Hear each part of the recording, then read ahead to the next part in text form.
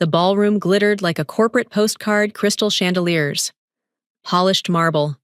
400 executives pretending to relax while calculating net worth in their heads.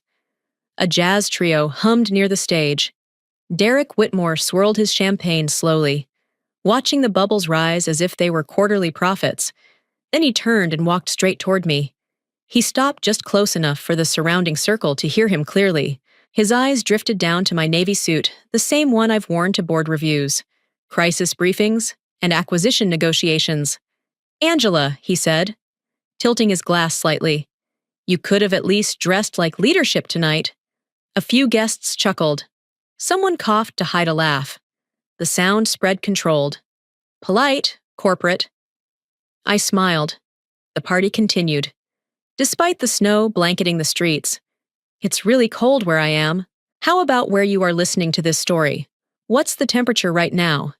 And if you're still here, please leave me a lucky number." I'm Angela Hughes, Chief Strategy Officer. I built the operational system that increased our EBITDA by 32% in 3 years. I led the retention strategy that kept 87% of our key managers during the downturn Derek now calls his turnaround. I designed the governance metrics our investors use to measure leadership stability. Derek Whitmore, Interim CEO. 9 months in, known for cutting the training budget by 40%, shutting down 2 regional offices, and spending $3 million on a glossy rebranding campaign while employee trust dropped from 78 to 41. He thinks leadership is optics.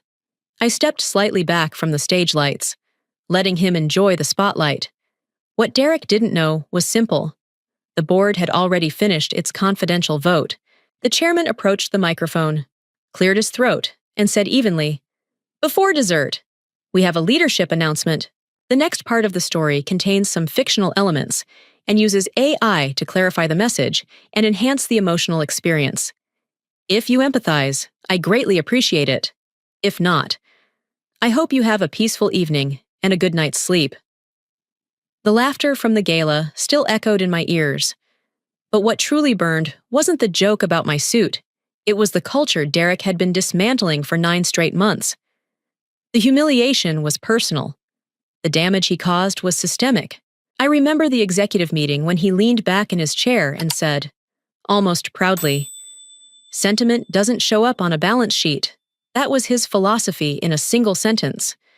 Within weeks, he eliminated our 12-year mentorship program, the same one that developed 3 of our current division heads, over 2 quarters. He terminated 63 mid-level managers in the name of lean efficiency. Our employee trust index fell from 78 to 41. 4 major shareholders submitted formal letters, warning the board about governance risk and long-term instability. And yet, Derek kept smiling for the cameras. What he never fully understood was that I had built the company's 360-degree leadership evaluation system years earlier, designed to measure not just financial output, but ethical stewardship, cultural continuity, and executive conduct, when he approved its rollout company-wide. He did so confidently, assuming the metrics would validate him. He liked dashboards. He liked numbers. He believed numbers were obedient. Tonight's gala wasn't just a celebration. It was the scheduled release of the comprehensive leadership review. There was one detail Derek tried to adjust months ago. He requested that we remove the category labeled respectful conduct. The board declined. By the time the evaluation report was finalized, my anger had cooled into something far more useful clarity. Numbers don't smirk, numbers don't flatter, and they certainly don't laugh at navy suits under ballroom lights. The comprehensive 360-degree review was compiled from board members, institutional investors, and senior management across every division. It measured what Derek liked to call intangibles, though ironically, those were the very metrics he dismissed. Leadership integrity, 38 out of 100. Culture, stewardship, 29. Strategic continuity, 44. Each category included weighted commentary, cross-verified by independent governance consultants. No ambiguity, no emotional bias, just data. My composite score, drawn from the same sources and criteria, came in at 91. I didn't celebrate. I reviewed the methodology again, line by line, ensuring the audit trail was airtight. Calm isn't passive, it's disciplined. I knew exactly what these numbers meant in a public company facing investor scrutiny. What Derek didn't know was that two of our largest institutional funds had already placed conditions on continued capital support. They weren't dramatic about it. No threats. Just a clause in their latest correspondence. Future investment would depend on demonstrable improvements in leadership governance and cultural stability. In other words, continuity required change. Yet on stage, Derek continued smiling, basking in applause from guests who assumed this evening was a victory lap. He adjusted his cufflinks, shook hands, posed for photos. Confidence is easy when you haven't read the appendix. I stood near the side curtain, hands loosely folded, watching the orchestra ease into a softer arrangement as dessert plates began circulating. The ballroom felt warm, almost celebratory, predictable. Then the chairman returned to the microphone. His voice was measured, deliberate.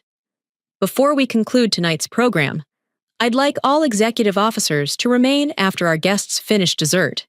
The room didn't react immediately. Why would it? But Derek's smile faltered just slightly as the weight of that request began to register.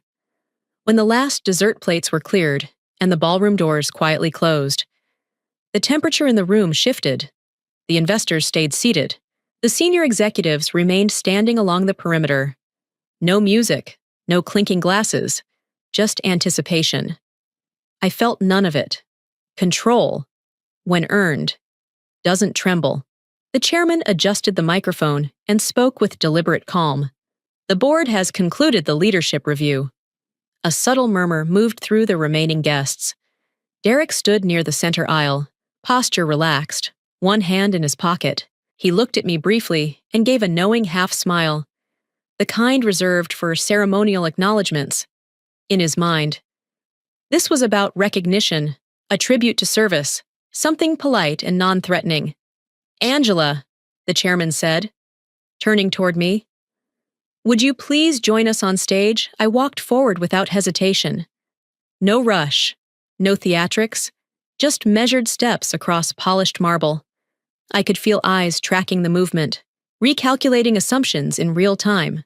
Derek leaned slightly toward one of the board members and whispered something that made him grin. Confidence is loudest right before it breaks. The chairman continued. Over the past several months, the board has conducted a comprehensive evaluation of executive leadership performance, governance standards, and cultural stewardship. He paused not for effect, but for precision, effective immediately. Angela Hughes is appointed Chief Executive Officer. Silence fell with a physical weight. Conversations stopped mid-breath. Even the catering staff froze near the exit doors. 400 witnesses to a structural correction. Derek's smile didn't disappear instantly. It faltered, recalibrated, then tightened. He leaned closer to the chairman and muttered, "This is a joke. It wasn't." I didn't look at Derek.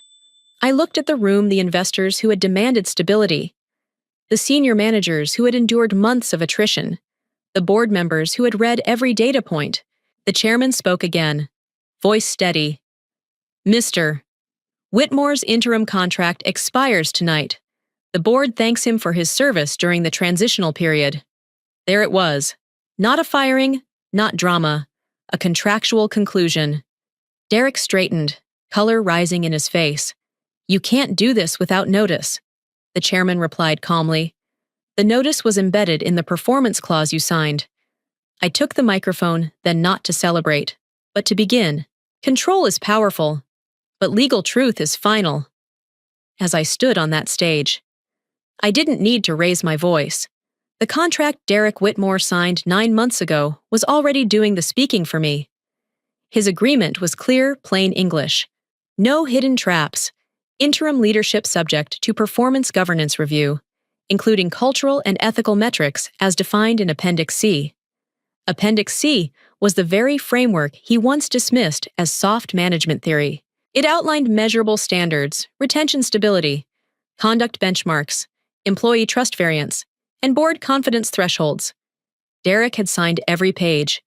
He simply never bothered to read beyond compensation. I didn't fire him. That would have required cause, litigation risk, and spectacle. The board simply chose not to extend an interim contract contingent upon performance. Governance doesn't require anger. It requires documentation. Derek stepped forward, face tightening. I delivered cost efficiency, he said sharply. Margins improved. Operating expenses dropped. I held his gaze. Calm and exact. You also delivered 14 resignations from top engineers in 2 quarters, 3 pending client escalations tied directly to leadership instability, and a 37-point drop in employee trust. Numbers. Again. Relentless and unemotional. This is political, he snapped. You've been positioning yourself for this. No, I replied evenly. The metrics positioned me. The chairman nodded to General Counsel, who had been standing near the edge of the stage holding a slim binder.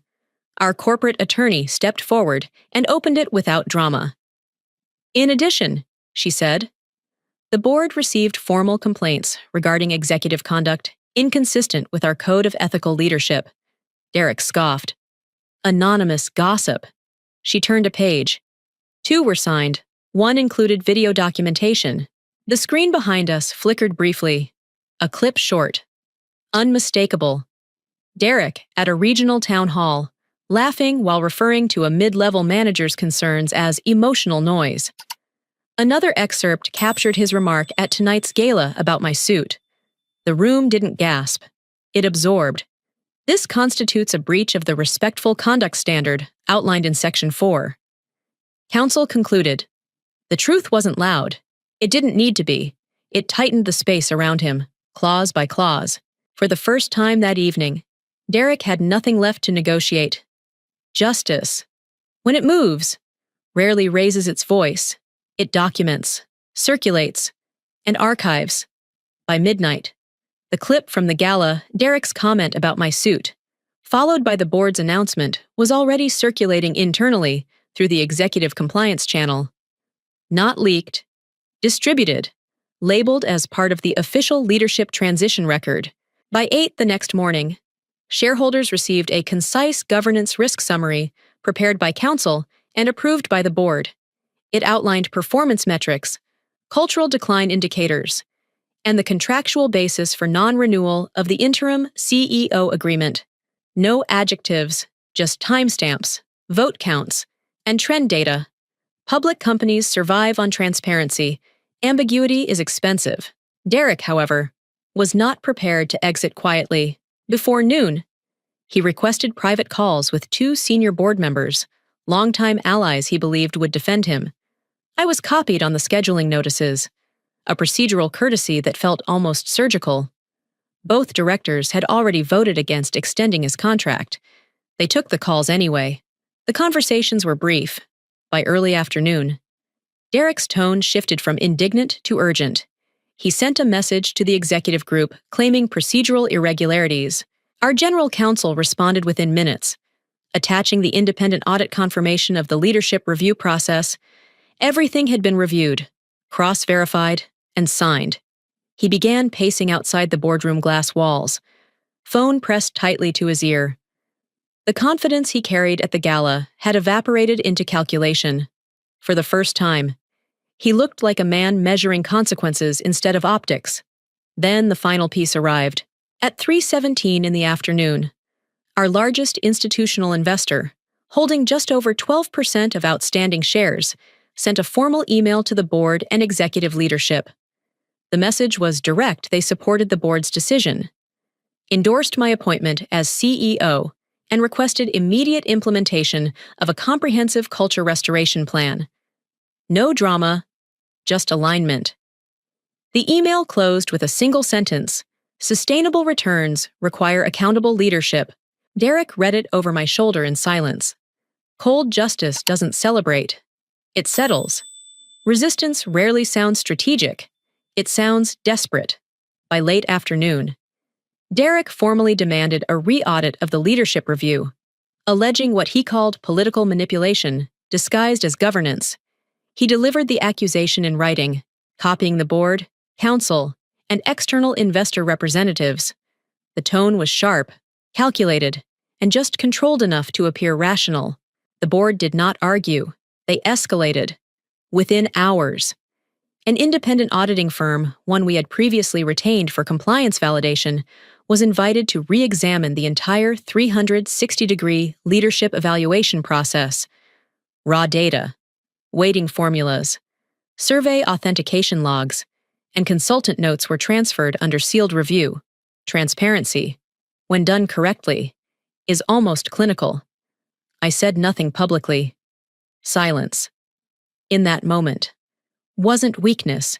It was leverage. Every statement I didn't make left room for the data to speak without interference. Derek, on the other hand, began calling department heads directly, suggesting the review had been influenced. 2 of them forwarded his messages to legal within minutes. The re-audit concluded 48 hours later. No discrepancies, no statistical distortion, no procedural irregularities. The independent firm issued a written confirmation the evaluation methodology met governance standards and accurately reflected submitted responses. Derek read the summary with a rigid jaw. "This doesn't prove intent," he muttered, as if intent could override documented outcomes. Then the unexpected development surfaced. One of the senior engineers Derek had terminated 6 weeks earlier, David Morales, had since accepted a leadership role at a direct competitor. During the audit follow-up interviews, Morales voluntarily provided documentation of internal communications and recordings from team meetings. They detailed patterns of dismissive language, pressure tactics, and public belittlement that aligned with multiple survey comments about toxic leadership. He wasn't suing, he wasn't retaliating, he was willing to testify, if needed, regarding workplace conduct. That detail shifted the atmosphere immediately. Governance concerns are manageable. Verified behavioral patterns are not. For the first time since the Gala, Derek's resistance stopped sounding defiant and started sounding cornered. Power doesn't erupt, it consolidates, then lands all at once. The emergency board meeting was scheduled for 9 o'clock the next morning. Doors closed. Council present. Investor observers dialed in remotely. No press, no theatrics, just governance. Derek arrived early, carrying a folder thick enough to suggest preparation. He opened the session with a formal motion, a vote of no confidence against me as newly appointed CEO. His argument centered on procedural overreach and destabilizing leadership optics. He framed himself as the protector of continuity, the misunderstood reformer unfairly displaced. I let him speak uninterrupted. When he finished, the chairman asked if any director wished to second the motion. One hand lifted slowly. Only one. The vote proceeded immediately. 9-1. Not against me. Against him. The room didn't react outwardly. Directors simply marked their ballots and slid them forward. Governance, when executed properly, feels almost sterile. The chairman folded his hands and delivered the decision without inflection. Mr. Whitmore is relieved of executive duties, effective immediately, for a brief second. Derek didn't move. Then his palm struck the table hard enough to rattle the water glasses. "You're making a mistake," he snapped. Voice finely stripped of polish. I met his eyes evenly. "No," I said. "We're correcting one." The legal counsel leaned forward to clarify the administrative next steps. Access privileges suspended. Transition protocol activated. Communications to be drafted within the hour. Derek attempted one final maneuver, referencing his severance protections and executive benefits. Counsel responded calmly, sliding a single page across the table. Section 7. She said, "Compensation limitations apply in cases of documented performance failure tied to governance review outcomes. The independent audit findings, the cultural breach documentation, and the non-renewal classification triggered that clause automatically." His severance package, once substantial, was now contractually reduced. Derek stared at the page as if it had rewritten itself. The explosion he expected never came. No shouting match, no dramatic escort, just a vote, a clause, and a correction entered permanently into the record. Collapse rarely happens in a single dramatic moment. It unfolds in notifications, headlines, and calendar cancellations within 24 hours of the board's announcement. Derek's departure was circulating across LinkedIn and two major financial outlets. The articles were restrained, but precise interim CEO contract concludes following governance review. In corporate language, that phrasing carries weight. By the next morning, speculation had already filled the gaps. Analysts referenced declining employee trust metrics and investor pressure for cultural stability. Derek attempted a brief post on his profile, thanking the board for the opportunity to serve. The comments section did not cooperate. Former employees began sharing carefully worded accounts of restructuring fatigue and leadership volatility. Nothing defamatory, just consistent.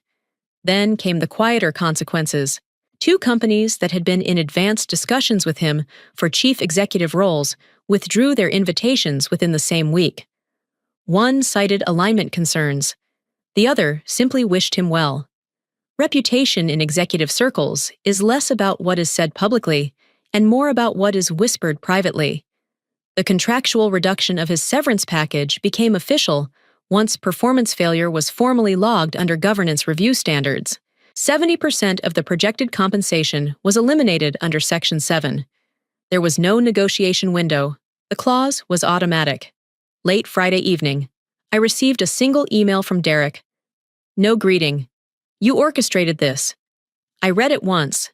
Then I archived it. There was nothing to defend. The board initiated the review. The independent auditors validated it. Investors reinforced it. The contract executed it. I had simply built the system years earlier. On Monday morning, the market responded. Within 48 hours of the leadership transition announcement, our stock price rose 11%. Analysts attributed the surge to restored governance confidence and projected retention stabilization. Capital favors predictability. I watched the ticker update in real time, not with triumph, but with recognition. When structures are transparent, consequences don't feel personal, they feel inevitable. The morning after the vote, the building felt different, not louder, not celebratory, just steadier. I arrived before 8, as I always had, carrying the same leather portfolio I'd used for years. The glass doors opened with their usual mechanical hum. No spotlight, no orchestra, just fluorescent lights and the quiet rhythm of a company returning to balance. As I stepped into the executive hallway, a young analyst from the strategy team paused near the coffee station. She looked at me for a second, then smiled. Nice suit. Angela. I glanced down at the navy fabric Derek had mocked less than 12 hours earlier. I smiled back. I've had it since I started here, and that was the point. Leadership isn't the jacket. It's the work done while wearing it. It's the decisions made when nobody's applauding. For 17 years. I built systems that outlast personalities, retention frameworks, governance metrics, performance reviews that measure conduct as carefully as profit. Those structures didn't humiliate Derek. They evaluated him. As I walked into my office, I reviewed the transition checklist investor calls scheduled, culture restoration plan drafted, executive listening sessions arranged. No dramatic purge, no revenge tour, just correction. Real leadership doesn't require stage lights. It requires accountability. Culture is not a line item to trim when margins tighten. It's the infrastructure that holds margins together when markets shake. Derek believed respect was sentimental. The board recognized it as strategic capital. By mid-morning, emails from employees began arriving, brief notes, cautious optimism, a few simple thank yous. Not for removing him, for stabilizing them. Derek wasn't destroyed by me. He was removed by a transparent governance system he underestimated. Contracts enforced themselves. Metrics spoke clearly. Investors responded rationally. Cold justice isn't theatrical. It doesn't cheer. It simply restores equilibrium. And as I settled into the chair that now officially carried my name, I realized something steady and undeniable: respect, once institutionalized, is the most valuable asset a company can hold. There's something people don't talk about enough in leadership. Humiliation is temporary, but systems are permanent. That night at the gala, I could have reacted. I could have matched Derek's sarcasm with something sharper. Instead, I trusted the structure I had spent years building. The real lesson isn't about revenge, it's about patience, documentation, and integrity. Culture isn't sentimental, it's strategic. Respect isn't soft, it's measurable. And the quiet work you do when no one applauds may one day be the very thing that protects you. If you were in that ballroom, laughed at in front of hundreds of people, what would you have done? Would you fight back instantly or build something strong enough that you never have to? I learned that real power doesn't shout. It prepares. More importantly, leadership is not about winning arguments. It's about protecting people who don't have a microphone. The engineers who resigned. The managers who stayed silent. The employees who wondered if respect still mattered. That's who this story is really for. I'm curious, where are you listening from right now? Drop your city in the comments. Every place has someone who needs to hear that dignity and discipline still matter in business. If this story resonated with you, consider subscribing. One click from you helps these stories reach someone who might be doubting their own worth tonight. A like or share might shift someone's thinking about what leadership should look like. You're not just watching, you're helping restore standards. This story was fully created and produced by our team. We do not copy or borrow content from any other channel. Thank you for staying with us and listening until the end.